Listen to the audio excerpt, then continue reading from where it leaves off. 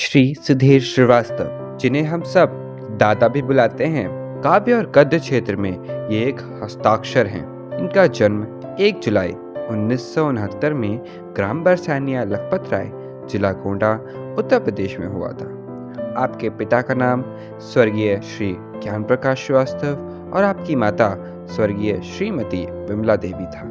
सुधीर, इनके नाम का अर्थ एक नहीं अनेक हैं, जैसे मुस्कान का प्रतीक, दृढ़, बहादुर, उज्ज्वल, निर्धारित, विचारशील, समझदार। इनकी डिग्रियां स्नातक, आईटीआई और पत्रकारिता है। यह 15 वर्ष की उम्र से ही लिखना प्रारंभ कर दिए थे।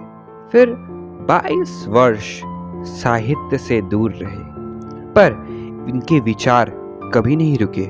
गद्य एवं पद्य विधा, व्यंग्यात्मक रचनाएं, दादा ने अनेक विधाओं में रचनाएं की हैं। दादा को प्रणाम है।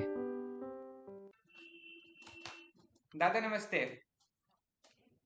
जी नमस्कार, स्वागत है आपका। और कैसे हैं आप?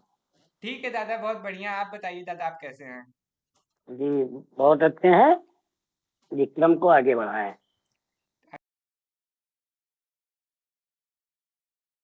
अच्छा दादा, पहला प्रश्न मेरे दिमाग में आया था। एक जिज्ञासा थी उठी मुझे। जो आपका नाम है उसके कई अर्थ हैं, तो आपका ये नाम किसने रखा था और इसके बारे में बताइए। इसके बारे में तो मैं ज्यादा कुछ नहीं कह पाऊंगा, लेकिन मुझको जहाँ तक लगता है कि शायद ये मेरा मेरा नाम मेरे नानी जी ने रखा। अच्छा। वो इस दुनिया में अब नहीं है। उनको गुजरे हुए साल बीत गए। वृद्धावस्था में उनका निधन हुआ और अंतिम समय में भी उन्हें उनका जो है उनकी सेवा करने का मुझे अवसर प्राप्त। तो ये मेरा बड़ा सौभाग्य है। और जहाँ तक मेरी जानकारी है, वो नानी जी ने ही मेरा नाम रखा। अच्छा, बहुत अच्छा दादा। सुन के बहुत अच्छा लगा हमको।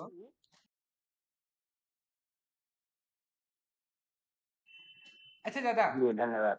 जैसे हमें पता चला है कि आप 15 वर्ष की उम्र से ही लिखना प्रारंभ कर दिए थे और जी फिर 22-23 वर्ष आप लिखावट से दूर रहे, तो ये सफर आपका कैसा हाँ, रहा? इस सफर के बारे में हमें बताएं। देखिए इस सफर में क्या है कि एक तो मुझको पेपर पढ़ने का, अखबार पढ़ने का शौक काफी पहले से रहा।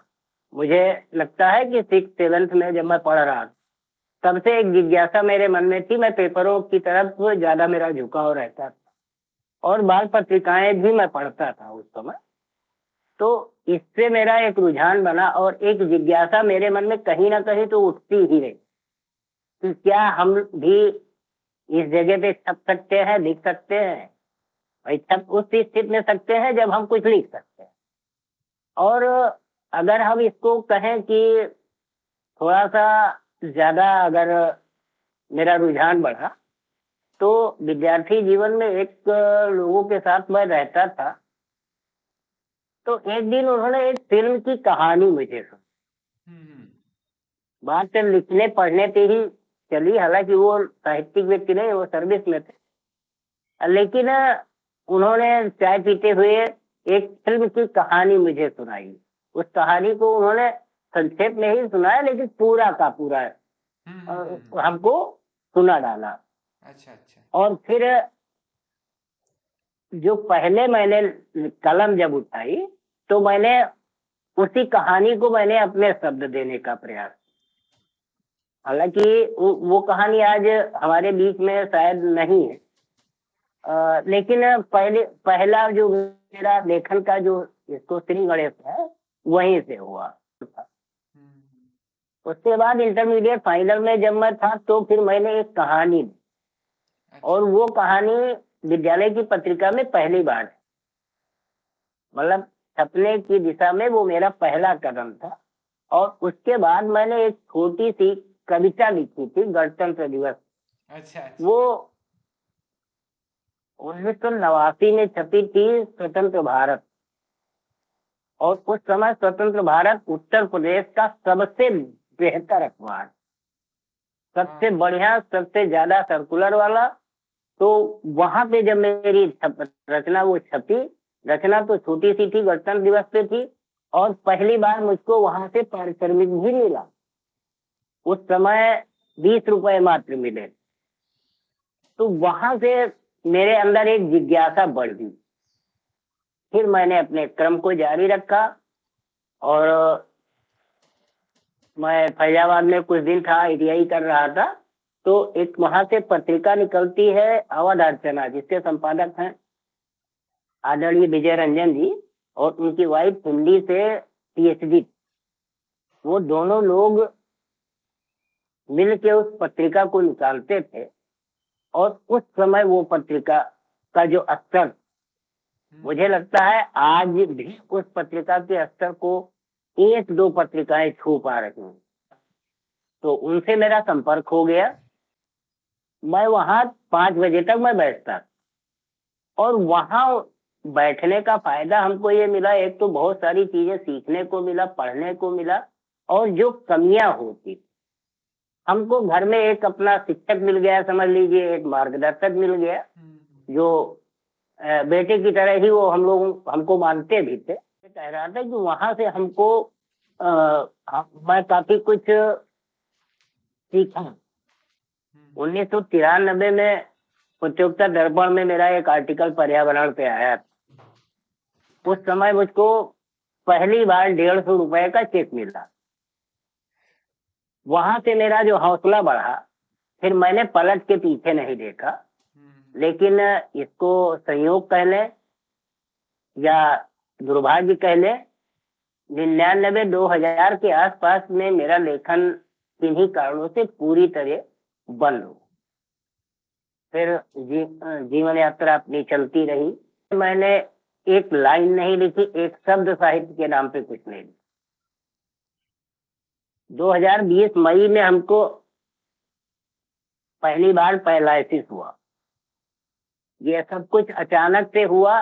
एक दिन पूर्व तक मैं पूरी तरीके से स्वस्थ था। अब मुझे ऐसा कुछ नहीं लग रहा था कि मेरे साथ ऐसा कुछ होगा, लेकिन ऊपर वाले की यही इच्छा थी। तो मेरे बाएं हाथ में और मेरे बाएं पैर का दुष्प्रभाव देखने को मिला। तो 3-4 महीने तक इलाज होता रहा।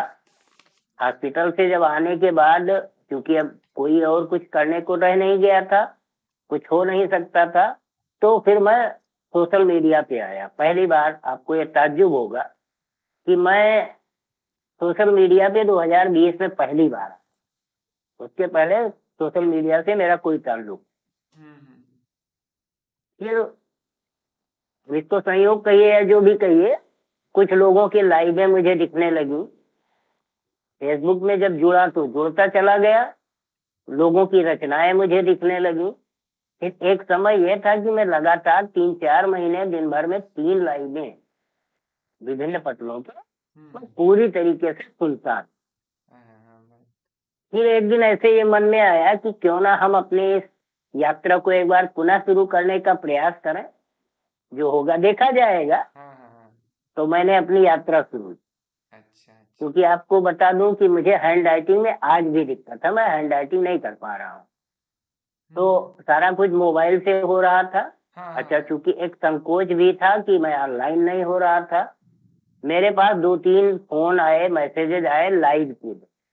मैंने हाथ जोड़ के निवेदन किया कि क्षमा करें, मैं ऑनलाइन नहीं कर सकता, क्योंकि मुझे इसका तजुर्बा है। शुरुआत में नहीं हो पाता। उस समय तो बात आई गई, खत्म हो गई। उसके बाद मैं अपने लेखन को मैं जारी रखा। फिर हमको नवंबर का शायद समय था। एक है अयोध्या के दुर्गेश दुर्लभ, उम्र में मेरे आधे होंगे। उन्होंने एक दिन रात को हमको फोन किया, करीब 8:30 बजे का समय था। अचानक से उन्होंने फोन किया, आप सुधीर श्रीवास्तव बोल रहे हैं? हमने कहा हाँ। तो उसके बाद बिना किसी भूमिका के मुझको कहा कि मैं आपको लिंक भेज दूंगा, आपके इस पटल पे कल आपको लाइव में आना। उस समय तो उत्साह में मैंने भी कह दिया ठीक है आ जाएंगे। फिर जब फोन मैंने रखा तो फिर मेरे मन में आया कि मुझे तो इसका कोई तजुर्बा है नहीं, पहली चीज तो हम जुड़ेंगे कैसे। अच्छा। आधे घंटे बाद मैंने उनको फिर के साथ फिर फोन किया। उन्होंने हमको कहा आपके घर में कोई होगा, बेटी बेटा जो भी हो, जो आपको हम तरीका बता देंगे वो जोड़ देगा, और आपको आना ही। आप ये जानिए, चाहे छोटा भाई समझ के समझिए चाहे जो भी समझिए, लेकिन ये मेरा आग्रह है कि आपको आना। हमने कहा चलिए भाई अगर आप लोग चाह रहे हैं तो मैं प्रयास करता हूँ। फिर अगले दिन मैं उस कार्यक्रम से जुड़ा, वहां से मेरा फिर हौसला बढ़ता गया और उसके बाद फिर ये यात्रा शुरू हो और आज आप लोगों के सामने है। अच्छा, बहुत बढ़िया दादा। बहुत मोटिवेशन वाली आपकी स्टोरी रही है और लोगों को इससे सीखना भी चाहिए कि हर मोड़ पे हमें ऐसा लगता है कि अब पीछे हट जाए, लेकिन पीछे ना हटते हुए हमको आगे बढ़ते रहना चाहिए और सीखते रहना चाहिए। दादा, आपने अपनी जिंदगी का एक महत्वपूर्ण फैसला लिया है, देहदान और नेत्रदान का। अ, इसके बारे में हमें बताइए, कहाँ से आपके मन में आया ये भावना? असल नेत्रदान की प्रेरणा तो हमको कहीं अलग विशेष नहीं मिली, लेकिन शायद आपको याद होगा कि अमिताभ बच्चन जी इसका प्रचार किया था हाँ हाँ हाँ। और ये पेपरों में मैंने पढ़ा। अच्छा अच्छा। तो मेरे मन में भी ये जिज्ञासा आई कि क्यों ना किया जाए। उस समय जो हम उम्र लोग थे तो क्योंकि बड़े लोगों से तो बात करते हुए डर लगता था, तो हम उम्र लोग का कोई बहुत पॉजिटिव समर्थन नहीं मिल रहा था, लेकिन फिर मैंने ये अपने आप से निर्णय लिया। और देहरान की जो बात है, ये ये बहुत पहले की बात है। शत्रुघ्न सिन्हा जी ने देहदान किया था, जिसकी एक न्यूज मुझे नजर आई, मैंने उसको पढ़ा नहीं। अच्छा। उस समय से मेरे मन में ये जिज्ञासा थी कि देहदान के बारे में मुझे फैसला लेना है। और विशेष रूप से अगर हौसले की बात करें, मतलब एक दृढ़ता की बात, तो मेरे मोहल्ले में एक रेलवे के रिटायर्ड हैं त्रिपाठी जी। अच्छा अच्छा। तो इस समय उनकी एज 95 था। अच्छा। उन्होंने किया, उनसे हम लोग क्योंकि मोहल्ले में थे, बहुत पास में थे, लगभग रोज ही मिलना जुलना होता, दुआ सलाम होती थी। और अक्सर वो हम लोगों से ये बात कहा करते थे, जो हम उम्र के लड़के, जैसे उनका बेटा भी है हम ही लोगों की उम्र का है, तो हम लोगों से ये कहते थे कि हमको अयोध्या बनारस नहीं लेके जाना है, हमको लेके चलना मेडिकल कॉलेज। तो वहां से भी एक मेरे मन में ये जिज्ञासा है। उसके बाद एक न्यूज मैंने पढ़ी, एक अरुण शर्मा जी हैं लखनऊ में, तो वो एक साहित्यकार के भानोई भी हैं। तो वो दोनों पति पत्नी, वो दोनों मेडिकल कॉलेज में गए, वहां उन्होंने दोनों लोगों ने देहदान का संकल्प पत्र भरा। वो उसमें एक कार्ड मिलता है, जब आप इसको करते हैं तो एक कार्ड मिल जाता है। अच्छा अच्छा। उस कार्ड को वो जो साहित्यकार थी जो उनके रिलेटिव, उन्होंने अपने फेसबुक पे लगाया। वहां से थोड़ी सी जानकारी हुई, फिर मैंने उन्हीं से नंबर मांगा, अरुण शर्मा जी। अच्छा अच्छा। और मैंने उनसे बात किया तो उन्होंने मुझे बहुत विस्तार से उस चीजों को बताया। तो इस दिशा में मेरा एक प्रयास चला, और जब मैंने सार्वजनिक रूप से इसकी घोषणा की तो आपको जानकारी अच्छा भी लगेगा कि 2-3 और लोग प्रेरित हुए इस चीज में आगे आने। हर किसी के लिए मृत शरीर का कोई अर्थ नहीं, ना ही हम उसको 2 दिन 4 दिन अपने घर में रख सकते हैं, ये भी नहीं होता। तो हमारा सोचना यह है कि उसको हम, अगर हम मेडिकल कॉलेज को कल्याण के लिए। जन कल्याण के लिए दे दें, तो कम से कम जो मेडिकल के बच्चे हैं वो उस पर कोई नया शोध तो कर पाएंगे। वहां पे उनको नेचुरल चीजों पे प्रयास नहीं करना, उसके फंक्शंस को मशीन के हिसाब से समझ पाएंगे। एडजस्ट नहीं करना पड़े, उनको वो सारी चीजें उनको स्पष्ट रूप से सामने दिख। ये मेरा एक मानना। नहीं यार, सही कह रहे हैं दादा आप। और इससे जो हम लोग हैं, जन है, वो सीखेगा काफी कुछ, और प्रेरित होगा आपसे।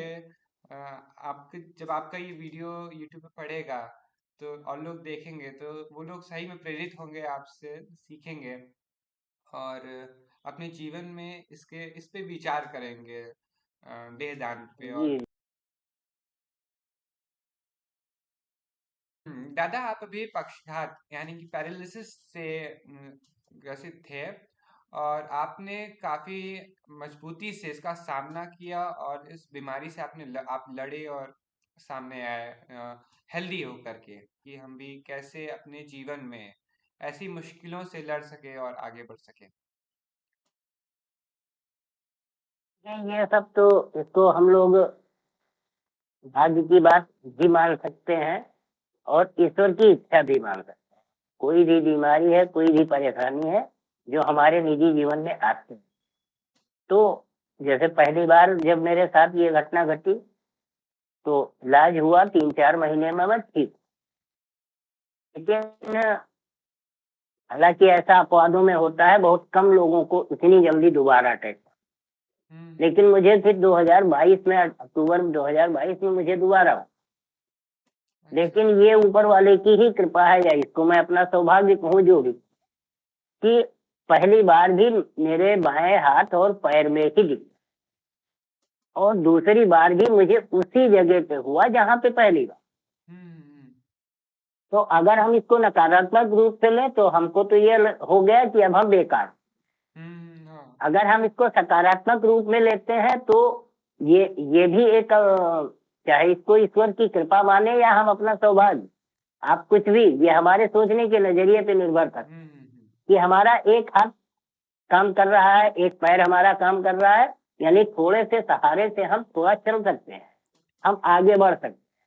जैसे मैं एक हाथ से दूसरे हाथ से, लेफ्ट हैंड से मैं कुछ नहीं कर पा रहा हूँ, आज भी नहीं कर। लेकिन अब ऐसा भी नहीं है कि जब मेरे साथ ये घटना घटी उस समय तो मेरा हाथ बायां हिल भी नहीं रहा। लेकिन आज की जो पोजीशन, मैं अपने 90% काम खुद निपटा, तो उसके बाद भी मैं अपने साहित्यिक योगदान को मैं आगे बढ़ाने का प्रयास कर रहा हूँ। तो कहने का मतलब यह है कि हम निराश हो, देखिए जीना हमें तब भी है, हम चाहे सुबह उठे, नहाने धोने के बाद बैठ जाए रोने, तब भी रात होगी, फिर सुबह होगी। ये अलग बात है कि जो हमारी समस्या है वो थोड़ी बढ़ जाए, लेकिन अगर हम उसको पॉजिटिवली लें तो यही जीवन का क्रम, यही यही जीवन। और हमारे से भी निगेटिव स्थितियों में बहुत सारे लोग। हाँ सही बात है। उदाहरण मैं आपके ही शहर का देता हूँ। एक हमारे मित्र हैं, मैं उनको अग्रज ही बोल सकता हूँ, हमारे गुरु भी हो सकते हैं, लेकिन है आपके ही क्षेत्र से। उनके बाएं कंधे से एक हाथ नहीं, और ये घटना नहीं थी, दुर्घटना। दुर्घटना में 11-12 साल की उम्र में उनका कंधे से हाथ कट गया। अच्छा। उसके बाद आज भी वो व्यक्ति के तौर पे जीवन यापन की उनकी जो अपनी यात्रा है, वहां पे भी आज वो एक गजटेड अफसर के तौर पे नौकरी करते हैं और अच्छे साहित्यिक व्यक्ति। हाँ। तो उस उम्र में, और जब हम अपने जीवन के उत्तरार्ध में, यानी वो पूरी लाइफ, वो बचपन के बाद से तो हम यही मानेंगे ना कि पूरा जीवन पड़ा है, तो अगर वो उस समय से अपने जीवन को संवार सकते थे, बना, तो हम क्यों नहीं कर सकते। फिर बहुत, इस दुनिया में बहुत सारे ऐसे लोग हैं जिनको किसी न किसी रूप में ऐसी दिक्कतें हैं जो हमें आपको दिखती हैं, किसी के एक आंख नहीं है तो किसी के एक कान नहीं है, किसी का एक हाथ नहीं है, किसी का हाथ है तो पंजा नहीं है, किसी का आधा पैर नहीं है, लेकिन काम किसी का नहीं रुक रहा है। और खुशी खुशी वो लोग जी रहे जरूरत हैं। वहीं पे है, वो हौसले की। आप उसको दिन भर बैठ के केवल निगेटिव चीजें लेके चलेंगे। मैं अपनी ही बात करूं,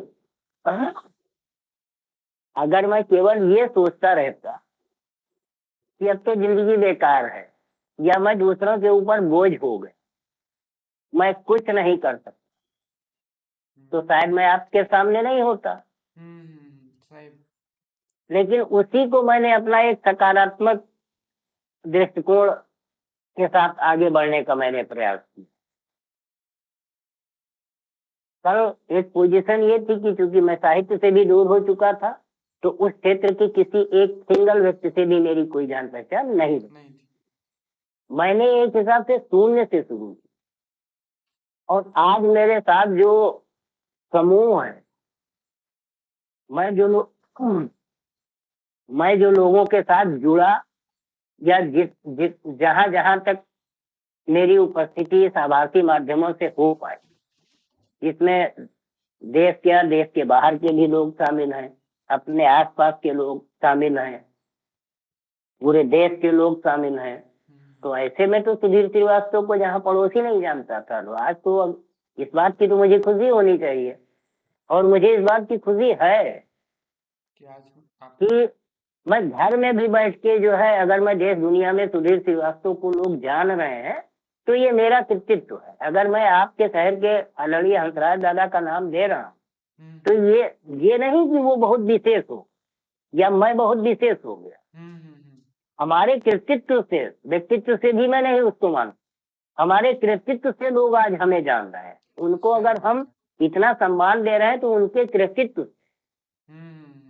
तो ये तो हमें सोचने की जरूरत है। और क्योंकि हम लोग इस धार्मिक परिवेश में रहे, तो क्योंकि ईश्वर की बातें बहुत होती हैं, तो मैं उसको ये मान के चलता हूँ कि हमारे जीवन के हर सेकंड का जो कार्यक्रम, हमको क्या बोलना है, कब बोलना है, कहाँ बोलना है, किससे मिलना, ये सारी व्यवस्था ईश्वर ने पहले से संपादित करके रखी। हम केवल उसको, जैसा उनका आदेश है, उसी को आगे बढ़ा, एक माध्यम मत। तो ये व्यवस्था जो हमारे साथ है, या जिन लोगों के साथ, सबके साथ ये ईश्वर की व्यवस्था के अनुरूप है। जिस दिन वो चाहेगा उस दिन मैं फिर से खड़ा हो जाऊंगा, वो नहीं चाहेगा तो मैं लाख प्रयास करूं।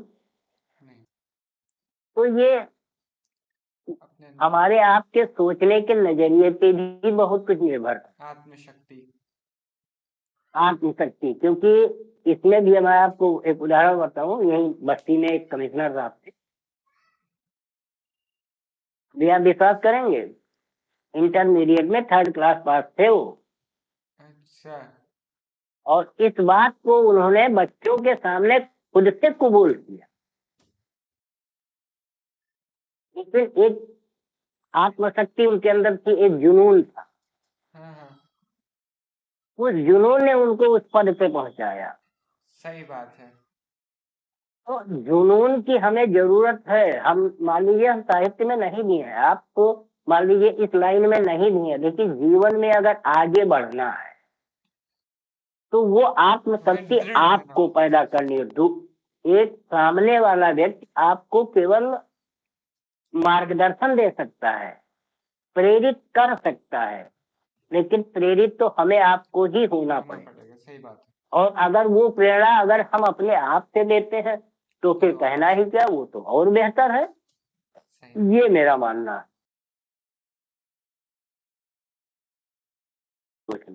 दादा, आप कोई अपनी रचना हमको सुनाना चाहेंगे और हमारे श्रोताओं को भी?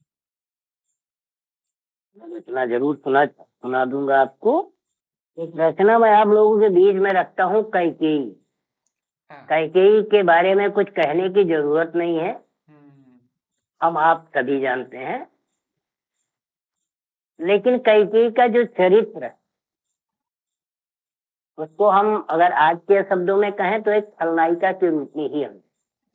सही बात है। और लगभग सारे लोग देखते हैं। लेकिन जैसा कि होता है कि जीवन के दो पहलू हैं, सकारात्मक और नकारात्मक। नकारात्मक। अब ये हमारे दृष्टिकोण पे निर्भर करता है कि हम उसको किस रूप में स्वीकार। तो मैंने लीक से अलग मंथरा के चरित्र को दर्शाने का प्रयास किया है, मैं रखता हूँ बिल्कुल बिल्कुल। और उम्मीद करूंगा कि स्वागत है। आपको और आपके श्रोताओं को जरूर पसंद आएगा। स्वागत है। कितना सरल है कैकेयी के चरित्र को परिभाषित कर। इतना सरल है कैकेयी के चरित्र को परिभाषित करना, स्वार्थी लालची प्रतिहंता को, उस मोही को अपमानित उपेक्षित करना। बड़ा सरल सा है ये सब जो दुनिया को दिखता है। बड़ा सरल सा है ये सब जो दुनिया को दिखता है, सारा जग यही तो कहता। बड़ा सरल सा है ये सब जो दुनिया को दिखता है, सारा जग यही तो कहता है। बस नहीं दिखता है तो कैकेयी का वास्तविक चरित्र। मैंने उसमें गहराई में झांकने का प्रयास किया है, जिसे मैं रखता हूँ। ये जरूरी नहीं है कि मेरे विचार सभी को पसंद आए या मेरे सोचने का तरीका पसंद आए, लेकिन चूंकि एक अभिव्यक्ति की आजादी अगर आपको है तो मुझे भी है, उसी अभिव्यक्ति की आजादी का उपयोग मैं आप लोगों के बीच में कर रहा हूँ। स्वागत है दादा। बस नहीं दिखता है तो कैकेयी का वास्तविक चरित्र, जिसके कारण राम राम से मर्यादा पुरुषोत्तम राम बन सारे संसार में जन जन में कण कण में बस गए। कितना मुश्किल रहा होगा वो पल। एक कल्पना कीजिए, क्योंकि रामचरितमानस में भी इस चीज को कहा गया है कि कैकेयी भारत से भी ज्यादा राम को प्यार करती।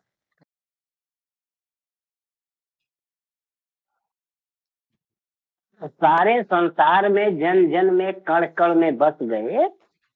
कितना मुश्किल रहा होगा वो पल जब अपने प्राणों से भी प्रिय राम को वनगमन कराया, पति मृत्यु का लांछन अपने माथे पर लगवाया।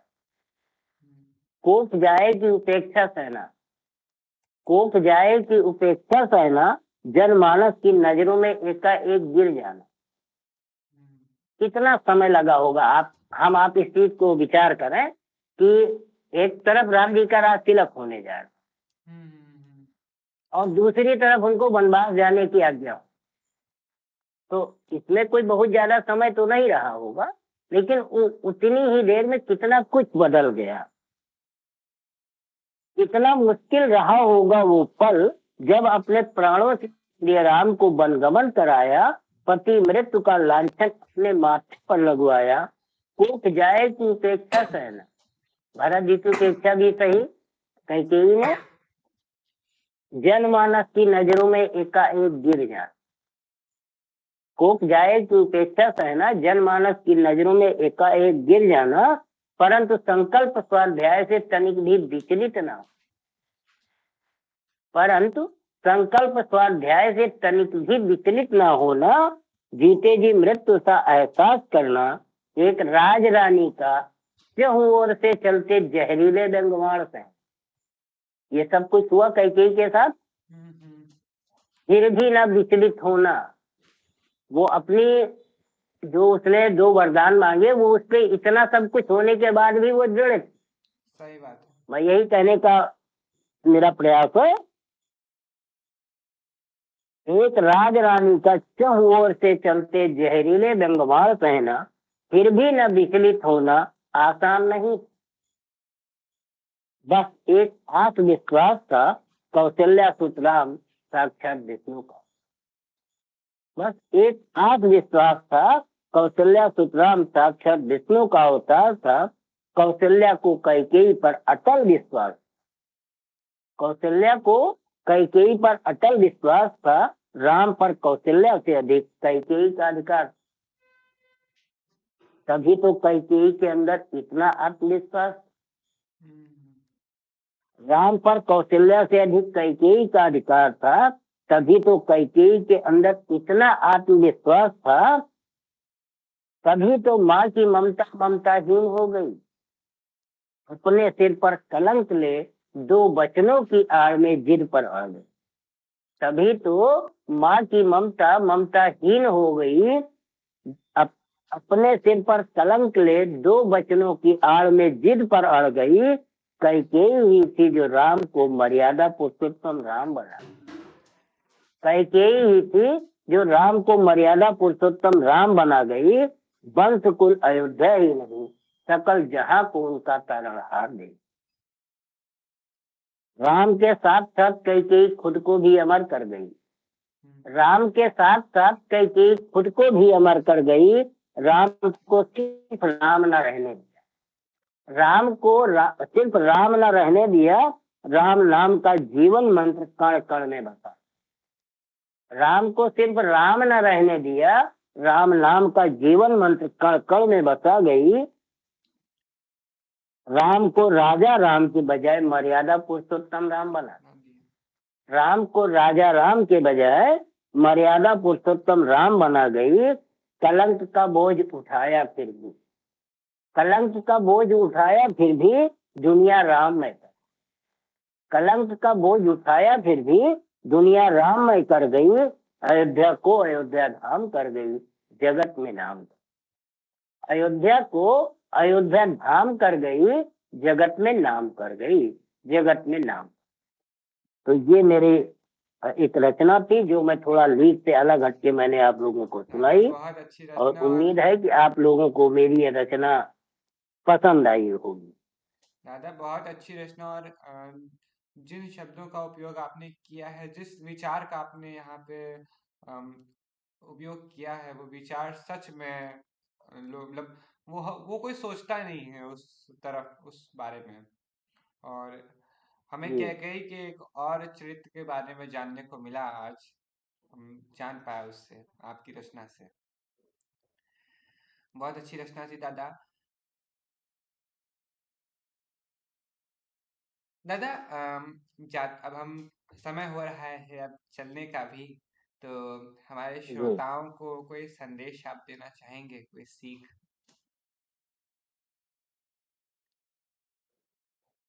देखिए, सीख मैं क्या कहूँ, लेकिन बस मैं एक ही चीज कहूंगा, वो आपको भी कहूंगा, आपके श्रोताओं को भी कहूंगा। जीवन में सकारात्मक रहने का प्रयास कीजिए, उससे बेहतर सहयोगी आपका कोई नहीं। अगर आप सकारात्मक नहीं हैं, तो चाहे आप खुद हो, आपका परिवार हो, आपके इष्ट मित्र हो, आपके मिलने जुलने वाले हो, वो ताकत नहीं बन सकते जो आपके खुद सकारात्मक रहने। नकारात्मक चीजों से दूर हट के हम सकारात्मक, जैसे एक हम लोगों के जीवन में क्या होता है, उम्मीद पर दुनिया कायम है, गांव देहात की एक कहावत आपने भी सुनी। तो हम उम्मीदों का दामन छोड़ के आगे बढ़ने के बारे में ना, एक ये व्यक्ति तो हर व्यक्ति के बारे में मेरा ये मानना है। कभी कभी बहुत सारी चीजें होती हैं कि हम लोग उसको बड़े हल्के फुल्के अंदाज में, अरे कोशिश कर लेने में क्या जाता है, ज्यादा से ज्यादा हार ही तो जाए। तो वो कोशिश हमें नहीं छोड़नी, और उस कोशिश में हम जो उम्मीद कि हार ही जाए, हम उसको सकारात्मक रूप में इस तरह से ले सकते हैं, एक कोशिश करते हैं, जीत भी सकते हैं, जीत भी सकते तो हैं, जीत सीखेंगे। भी रह सकते हैं कि सकारात्मक भाव के साथ जीवन को आगे बढ़ना। अगर हम इन चीजों को लेके आगे बढ़ते हैं, तो निश्चित रूप से आप मानिए, आपकी उम्मीदों से बेहतर परिणाम आपका इंतजार है। और यही मेरे समझ से जीवन का सबसे अच्छा रास्ता है, सबसे अच्छा रहस्य है, और हमें सुकून देने वाला रहे। तो हमें अपने जीवन में सकारात्मक ही रहने की जरूरत, क्योंकि ऐसे बहुत सारे उदाहरण आपके सामने भी आए होंगे, आपके श्रोताओं के सामने भी आए होंगे, चाहे वो अपने आसपास में, चाहे उनके परिवार में, चाहे उनके सामने पारिवारिक लोगों में, सामाजिक लोगों में, कि केवल व्यक्ति ने सकारात्मक भाव के साथ मृत्यु को टाल दिया, अपनी ही मृत्यु को टाल दिया। तो इसमें क्या है, व्यक्ति के अंदर एक जिज्ञासा जो है, एक हौसला, एक सकारात्मक भाव, नहीं मुझे ठीक ही होना। जीतना ही है। एक होता है कि हम बीमार हैं तो हम ठीक होंगे, और एक ये होता है कि नहीं हमको ठीक ठीक ही होना होना ही है। है। तो जब हम ठीक ही होना, तब हम ज्यादा बेहतर ढंग से उस दिशा में सोच पाएंगे, उस दिशा में कर पाए, और हमारी जो क्षमता है उसमें भी वृद्धि होगी, हम्म जिसको हम लोग ये कहते हैं ना, इम्यूनिटी पावर। तो उस पावर की वृद्धि होगी, जो हमारे जीवन को निश्चित रूप से हमारी उम्मीद से बेहतर परिणाम देगी। सही बात। ये मेरा एक छोटा सा मानना है, और जिसका मैं आपके सामने प्रत्यक्ष उदाहरण हूँ। एकदम सही दादा, इससे बेहतर। एकदम सही दादा। धन्यवाद दादा, आप हम लोग के साथ जुड़े। आपको और मेरे श्रोताओं की तरफ से सत सत नमन है। आप हम लोग के साथ जुड़े, हम लोग कुछ चार बातें सिखाया आपने और अपने बारे में आपने बताया। धन्यवाद दादा, धन्यवाद, थैंक यू दादा।